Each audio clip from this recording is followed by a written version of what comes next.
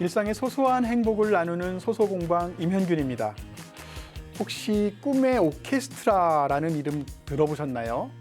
우리 아이들이 일상에서 즐겁게 음악을 누릴 수 있도록 지원하는 아주 특별한 프로젝트인데요. 오늘 초대 손님, 꿈의 오케스트라 세종을 이끄는 권정환 음악 감독님과 함께하겠습니다. 어서 오십시오. 반갑습니다. 안녕하세요. 네, 간단한 소개 좀 부탁드리겠습니다. 예, 저는 꿈의 오케스트라 세종의 음악 감독으로 있는 권정환입니다. 현재는 글로벌 청소년 오케스트라와 루바체 필하모닉 오케스트라의 지휘자로도 활동하고 있습니다. 네, 꿈의 오케스트라. 이게 굉장히 이름이 드림 오케스트라 이런 느낌도 들고요. 이름도 참 예쁘고 배경이 더 특별하다고 말씀을 들었습니다. 예. 어떻게 만들어진 오케스트라인가요?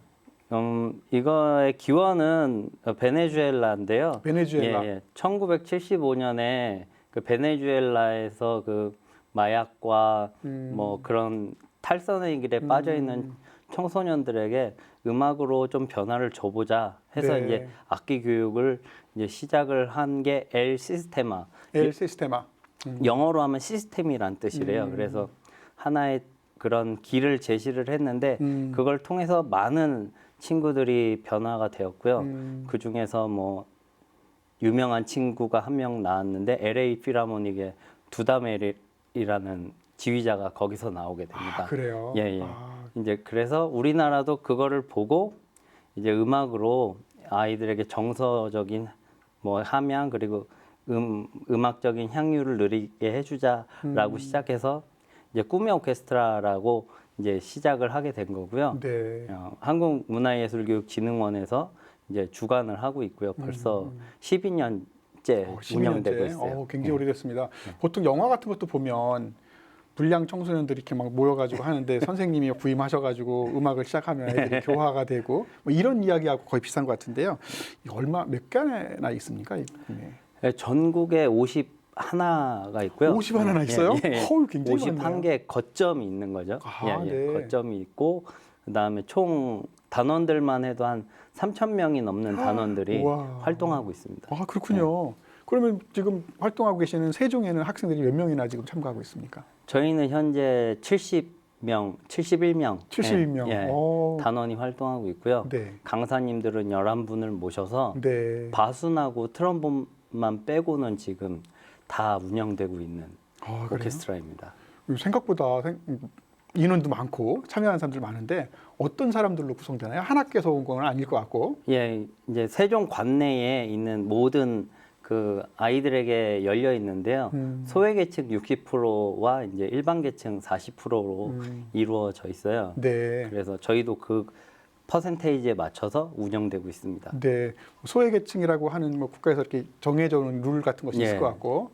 근데 이제 그런 아이들이 음악을 처음 접하는 애들도 있고 기본기가 없어서 되게 주저할 텐데 어떤 그 특별한 자격 조건 같은 것이 있습니까? 아, 자격 조건은 없고요. 없어요? 예, 그냥 지원을 해서 저와 면접을 보고 통과가 되면 단원이 됩니다. 아, 그래요? 예. 아, 정말로 순수한 그 뜻대로 예. 아이들이 얼마든지 예. 집이 가난하고 형편이 안 돼도 음악을 하겠다는 어떤 의지만 있으면 가능하겠네요. 네, 예. 이게 창단은 언제쯤 됐습니까? 2006년에 2006년? 2016년에 2016년. 네. 한 2016년에 6년 정도 됐나요, 그럼? 예, 2016년에 창단돼서 7년 차인데요. 네. 예, 저는 2018년에 부임해서 현재까지 5년 동안 음악 그러시군요. 감독으로 하고 있습니다. 아, 원래 그럼 고향이 세종이신가요? 아니요. 아니세요? 어떻게 그런 인연이 되신 거예요? 예, 미국에서 오케스트라 지휘 박사과정에 있을 때부터 이 철학을 알고 있었어요. 엘 네. 시스테마의 철학을. 네. 근데 한국에 이게 2010년에 생긴다고 해서 그때부터 주의 깊게 보다가 귀국해서 이제 음악 감독 나는 자리를 찾아서 지원하게 되었는데 네. 그러다 보니 이제 세종과 인연이 닿게 되었습니다. 보통은 음악을 이제 전공하고 미국 같은 데 가서 이렇게 열심히 고생도 하셨고 그러면 꿈은 잘하는 사람들 막 모아놓고 막 폼나게 하고 싶은 것이 일반적일 텐데 이렇게 꿈의 오케스트라 맡으셔가지고 하시게 되니까 어떠세요? 보람은 되게 많이 느껴지는 것 같아요. 예, 아이들이 이 안에서 이렇게 확 변화되는 게 느껴지거든요. 네. 이 아이들이 뭐 소외계층이어갖고 꿈도 희망도 없이 살던 애들이 전공에 대한 음악 전공에 대한 꿈도 가지게 되고 뭐 전공이 아니더라도 이 안에서 되게 막 그런 아이가 있었어요. 신발을 안 신고 여기 오는 아이가 있었어요. 정말요? 네. 아. 근데 그 아이가 신발을 신고 오고 어느덧 의젓한 단원이 되는 모습을 봤을 때 성장 예. 보시게 되는군요. 뭐 정규 연주회도 많이 하신다고요? 아이들이 이렇게 막 실력이 막 늘어나면은 예. 자주 합니까? 저희는 우선 매년 1년에 2회 공연이 잡혀 있어요. 그래서 상반기에는 향상음악회 형식으로 파트별 발표를 하게 되고요. 네. 이제 하반기에는 이제 정기 연주회 식으로 해갖고 전체 오케스트라가 다 무대에 올라가서 네. 하는 연주회를 진행하게 됩니다. 말로만 들어서는 우리가 어떤 연주인지 잘 모르기 때문에 한번 현장을 한번 찾아가 보도록 하겠습니다. 이거 세종인가요, 여기가? 네, 네. 조치원. 조치원, 네. 조치원에 예술회관에서 하는군요. 이번 연주회는 세종문화예술회관에서 했는데요. 네. 꿈을 노래하다. 네. 네.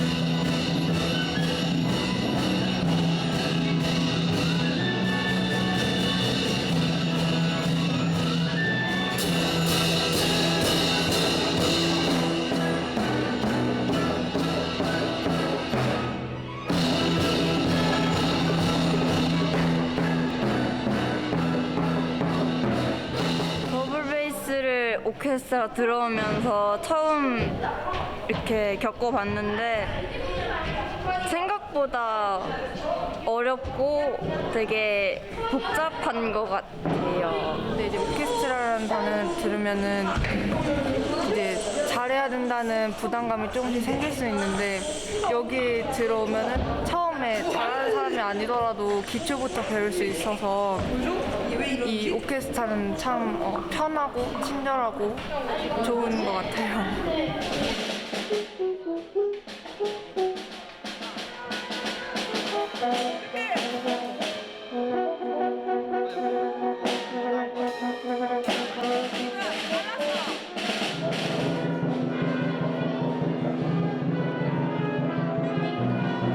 지금 모습을 보자면 아이들이 더 열정적으로 연주하는 모습을 많이 봤고요.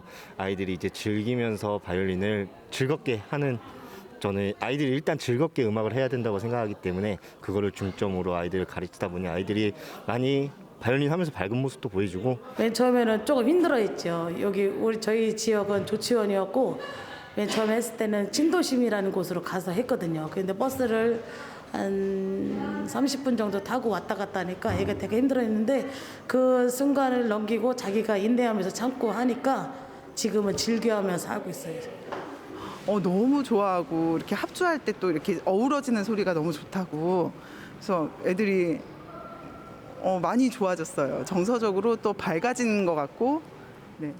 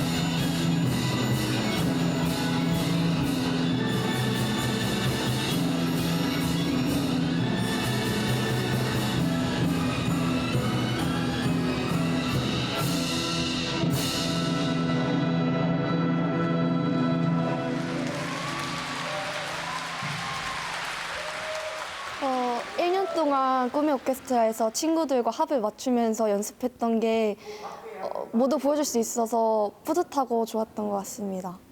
오케스트라는 저 혼자서 하는 게 아니라 다른 악기들, 많은 악기들이랑 같이 하는 거니까 같이 한다는 것 자체가 저한테 너무 크게 와닿는 것 같습니다.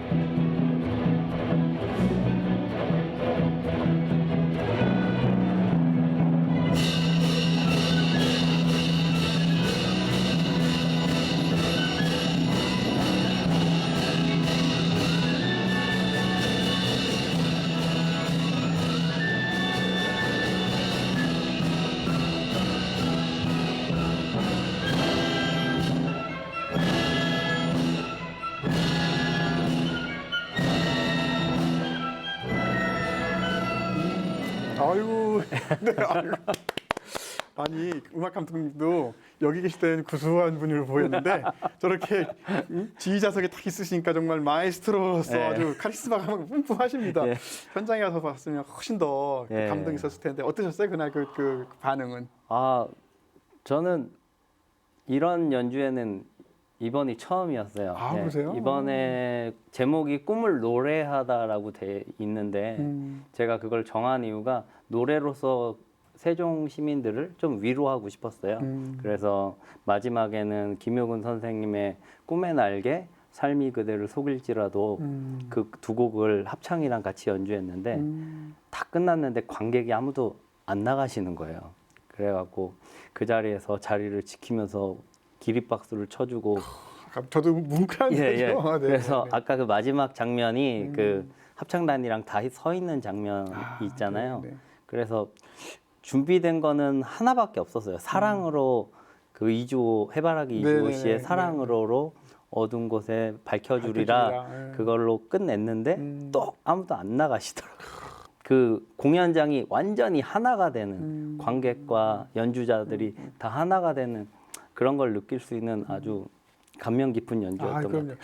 제가 들었던 아주 좋은 말씀 중에 수천만 원짜리 오디오 시스템보다 1,000원짜리 공연이 훨씬 더 낫다는 말씀하고 그리고 이렇게 음악이 서투른 면은 있지만 오히려 사람들한테 감동을 줄 수 있는 그런 풋풋한 마음이 있으면 그게 바로 정말 감동이고 아름다움이지 않을까. 아이들이 막 연주 끝났는데 울라 그러더라고요. 예. 저도 지금 뭉클해요. 뭉클했어요 정말로. 아니 그런 아이들의 표정을 처음 봤어요. 음. 예, 5년간 음악 감독을 했지만 아이들의 표정이 이렇게 막 감동을 스스로 받아서 예 그래서 막 카톡이 오는데 학부모님들 통해서 오기로는 뭐 고2여갖고 대전 외고를 다녀서 힘든데도 내년엔 꼭 하겠습니다. 그러니까 안 하려고 했던 단원들이 다 감동을 받았나 봐요. 네, 예, 네. 그런 친구들이 다 내년에도 열심히 하겠다고 그렇게 말을 해주더라고요. 네.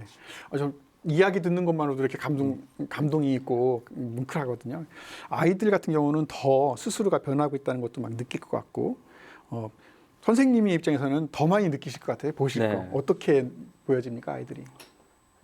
애들이 바뀌는 게 매년 보이니까 뭐 아이들의 케이스도 워낙 많고 그거 보면서 음악 감독으로서 사실 아까 말한 대로 프로 오케스트라랑 하는 거 멋있고 좋은데 꿈의 오케스트라 이 사업에서 제가 빠질 수 없는 게 그런 아이들의 변화 그리고 아이들이 성장되는 모습 때문에 계속 있을 수밖에 없는 것 같아요. 뭐 아이들이 계속 바뀌고 보니까 뭐 아주 어린 아이부터 나이가 많은 아이들까지 다양하던데 하다 보면 뭐 특별히 이렇게 기억에 남는 단원들이 있을 것 같아요. 너무 많은데 너무 많은데 그 중에 한 2명만 꼽으라고 하면 네. 플룻 하던 친구가 네네네네. 제가 맨 처음에 2018년에 취임했을 때 초등학생이었어요. 그렇겠네요. 네, 네네네. 초등학생이어갖고 근데도 플룻을 아주 이쁘게 잘해서 계속 관심을 두고 있었는데 그때도 초등학교 6학년 때 제가 협주까지 시켰거든요. 협연까지 시켰는데 걔가 이번에 성장해서 충남예고에 합격을 한 거예요. 네. 네. 어렵다는데. 저희 꿈의 오케스트라에서는 1호 아 그래요? 예고생이에요. 1호 그렇군요. 예고생. 네. 예. 그래서 그 친구가 제일 기억에 남고 그다음에 한 명은 저희 악장인데요. 그 친구는 제가 맨 처음에 왔을 때 퍼스트 바이올린이 한 10명 있으면 맨 꼴찌에 앉아있던 친구예요. 보이지도 않던. 예, 예. 근데 어느 날 이게 한 칸 한 칸 한 칸 오더니 악장 자리에 있는 거예요. 그래서 너는 어떻게 이렇게 잘하냐 그냥 물어봤더니 그 친구가 지금 시력이 점점 없어져 가고 있어요. 아이고. 한쪽이. 그래서 약간 몸이 아픈데 외워질 때까지 연습한다고 하더라고요. 아, 그래요. 네. 그래서 저희가 조치원 문화제 때 어스름한 조명 아래서 했거든요. 선생님들은 다 틀리는데 애들은 다 맞는 거예요. 아, 애들은 외워갖고 해갖고 다 맞는 거예요. 안 보이니까 선생님들 애들은 다 틀리고. 외워갖고 세상에. 애들이 그만큼 열심히 하더라고요. 예, 그런 거 보면 참 많이 감동을 받아요. 그리고 그 친구가 저한테 카드를 써줬는데 감독님이 리허설 때 계속 막 뭐라고 안 하고 그냥 멋있게 실수도 이곳에서 하고 멋있게 연주하라고 해줬던 그 말이 저를 편하게 해줘서 제가 이 자리에 있는 것 같다고 그런 말도 해주더라고요. 아, 전해주시는 말씀 하나하나가 지금 사실 감동인데요. 이게 이끌다 보면 말하자면 하나의 역사를 이렇게 계속 만들어가고 계시는데 5년간 이렇게 하시면서 가장 이렇게 뿌듯했다 이런 순간들이 아마 있을 것 같습니다. 어떤 순간이셨어요? 뿌듯한 순간은 매 순간 매 순간일 것 같아요. 네, 네. 올해 제 마음속에 가장 큰 짐으로 있던 단원이 하나 있어요. 타악기 단원인데 조부모 가족에다가 엄마 아빠가 없어서 음악 전공을 하고 싶은데 어떻게 해야 할지 몰라서 연초에 그 희망을 좀 잃어가고 있었어요. 네, 그 친구가. 네. 근데 그 친구가 이번에 어느 한 기업의 장학 사업에 선발이 돼서 장학금도 받고 악기도 후원받고 해서 이제 타악기 전공 레슨을 시작하게 되면서 걔가 눈빛이 희망의 눈빛으로 바뀌었을 때 그때가 제일 뿌듯했던 것 같아요. 아, 그렇군요. 아유, 벌써 시간이 다 돼가지고 좀 더 얘기를 나누고 싶은데 아쉽지만 어느새 소소공방 문 닫을 시간 됐습니다. 행복한 저녁 보내시고요. 내일 또 잊지 말고 소소공방 놀러 와 주시기 바랍니다. 오늘 출연해 주셔서 너무 고맙습니다. 고맙습니다. 감사합니다. 응원하겠습니다.